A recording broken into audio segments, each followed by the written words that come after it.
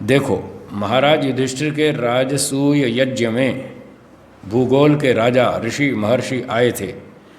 एक ही पाकशाला से भोजन किया करते थे। सारे के सारे एक ही रसोई में खाना खाते थे। दूर दूर से ऋषि मुनि आए थे, बड़े बड़े राजा लोग आए थे। और जब से ईसाई मुसलमान आदि के मत मतांतर चले, आपस में वैर विरोध हुआ, उन्होंने मद्यपान गोमांस आदि का खाना पीना स्वीकार किया, उसी समय से भोजन आदि में बखेड़ा हो गया। तब से ये सारा झंझट हो गया। वो अंडे मांस खाने लग गए, फिर वो शाकाहारी मांसाहारी वो सब गड़बड़ हो गया। देखो, Kabul, Kandahar, Iran, America, Europe आदि के देशों के राजाओं की कन्या गांधारी, माद्री, उलोपी आदि के साथ आर्यवर्ती राजा लोग विवाह आदि व्यवहार करते थे। शकुनी आदि कौरव पांडवों के साथ खाते पीते थे, कुछ विरोध नहीं करते थे, क्योंकि उस समय सर्व भूगोल में वेदोक्त एक मत था। तब तक एक ही वैदिक धर्म था और कोई दूसरा धर्म नहीं था। महाभारत के युद्ध के बाद जब ये बड़े बड़े राजा विद्वान लोग मारे गए, उसके बाद ये सारे संप्रदाय खड़े हुए। तो जैसे महाभारत से पहले एक वैदिक धर्म था, तो वैसा ही अब भी होना चाहिए।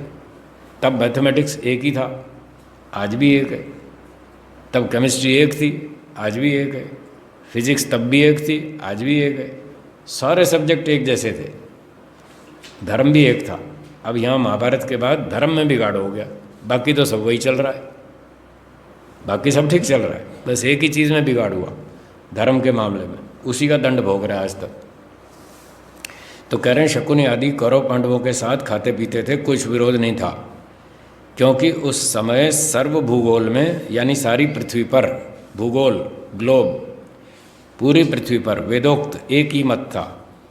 उसी में सबकी निष्ठा थी और एक दूसरे का सुख दुख हानि लाभ आपस में अपने समान समझते थे।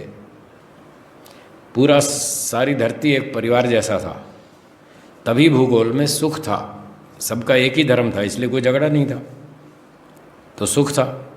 अब तो बहुत से मत वाले होने से बहुत सा दुख विरोध बढ़ गया है। मत अलग अलग, संप्रदाय अलग अलग हुए, उससे लड़ाई भिड़ाई और दुख। इसका निवारण करना बुद्धिमानों का काम है। तो जो बुद्धिमान है उनकी जिम्मेदारी है वो सारे मिल बैठकर एक धर्म को स्वीकार करें और उसको लागू करें। परमात्मा सबके मन में सत्य मत का ऐसा अंकुर डाले कि जिससे मिथ्या मत शीघ्र ही प्रलय को प्राप्त हो। ईश्वर से प्रार्थना कर रहे हैं महर्षि दयानंद जी, हे भगवान, सबके मन में सत्य का ऐसा अंकुर डालिए जिससे सारे मिथ्या मत खत्म हो जाएं, शीघ्र ही नष्ट हो जाएं, समाप्त हो जाएं, एक वैदिक धर्म सब लोग स्वीकार कर लें। इसमें सब विद्वान लोग विचार कर, विरोध भाव छोड़कर अविरुद्ध मत के स्वीकार से सब जने मिलकर सबके आनंद को बढ़ावें। तो सब संप्रदायों के जितने बड़े बड़े विद्वान हैं, चीफ लीडर्स, जो उनके संप्रदाय के संचालक हैं, प्रवक्ता हैं, प्रचारक हैं, उनकी जिम्मेदारी है वो सारे लीडर इकट्ठे हों। जैसे मेडिकल साइंटिस्ट लोग मिलकर कॉन्फ्रेंस करते हैं और रिसर्च पे डिस्कस करते हैं, हमने क्या खोजा। मेडिकल के डॉक्टर साइंटिस्ट सब अपनी कॉन्फ्रेंस करते हैं, केमिस्ट्री वाले साइंटिस्ट वो करते हैं, फिजिक्स वाले करते हैं, बैठ के अपनी रिसर्च करते हैं, चर्चा करते हैं, कॉन्फ्रेंस करते हैं और बताते हैं हमने क्या खोजा, आपने क्या खोजा, हमारी रिसर्च का रिज़ल्ट ये है, आपका क्या रिज़ल्ट है। तो इस तरह कॉन्फ्रेंस करके वो एक विचार बना लेते हैं। ऐसे ही जो धर्म के ठेकेदार हैं, धर्म के फील्ड में जो बड़े बड़े अपने चीफ लीडर्स हैं, वो सारे वर्ल्ड कॉन्फ्रेंस करें और बैठ के चर्चा करें, भाई हमको धर्म ये समझ में आया, आपको क्या समझ में आया, आपको क्या समझ में आया, सब अपनी अपनी बात बताएं और फिर common programme, minimum common programme decide करें जिसको सब लोग स्वीकार करें। वो प्रोग्राम बना लें और उसको सारी दुनिया में लागू कर दें। जहाँ जहाँ टक्कर है उसको छोड़ दें, देखो झंझट खत्म हो जाए, एक धर्म बन जाएगा। अभी भी बन सकता है, ये तरीका है। तो इसका मुख्य जिम्मेदारी इन पंडितों पर है, संप्रदायों के जो संचालक हैं, उन विद्वानों के जिम्मेदारी है कि वो सारे मिलकर एक विचार बनाएं और जनता को लड़ाई झगड़े से बचाएं। ये उनकी जिम्मेदारी है। नहीं करते तो वही सबसे बड़े अपराधी हैं। दुनिया में आज आपको बता देता हूँ, दुनिया के सबसे बड़े दुश्मन ये धर्मगुरु है।